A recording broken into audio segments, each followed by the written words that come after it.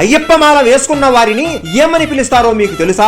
మొదటిసారి అయ్యప్ప మాల వేసుకున్న వారిని కన్యస్వామి అని అంటారు. రెండవసారి వేసుకుంటే కతిస్వామి, మూడవసారి వేసుకుంటే ఘంటస్వామి, నాలుగవసారి వేసుకుంటే గదాస్వామి అని అంటారు. ఇంతవరకు అందరికీ తెలుసు. కానీ ఈ తరువాత మాల వేసుకున్న వారిని ఏమంటారో చాలా మందికి తెలియకపోవచ్చు. చెప్తాను వినండి. 5వసారి మాల వేసుకుంటే విల్లుస్వామి, 6వసారి వేసుకుంటే జ్యోతిస్వామి, 7వసారి వేసుకుంటే సూర్యస్వామి, 8వసారి వేసుకుంటే చంద్రస్వామి, 9వసారి వేసుకుంటే వేలుస్వామి, 10వసారి వేసుకుంటే విష్ణు చక్ర స్వామి, 11వసారి వేసుకుంటే శంఖాధార స్వామి, 12వసారి వేసుకుంటే నాగభరణి స్వామి, 13వసారి వేసుకుంటే శ్రీహరి స్వామి, 14వసారి వేసుకుంటే పద్మస్వామి, 15వసారి వేసుకుంటే త్రిశూల స్వామి, 16వసారి వేసుకుంటే శ్రీ సబరి గతి స్వామి, 17వసారి వేసుకుంటే ఓంకార స్వామి, 18వసారి వేసుకుంటే నారికేల స్వామి. ఆ తర్వాత ఎన్నిసార్లు వేసుకున్నా గురుస్వామి అని పిలుస్తారు. మీరు మాల వేశారా? మిమ్మల్ని ఏమని పిలవాలో కామెంట్ చేయండి.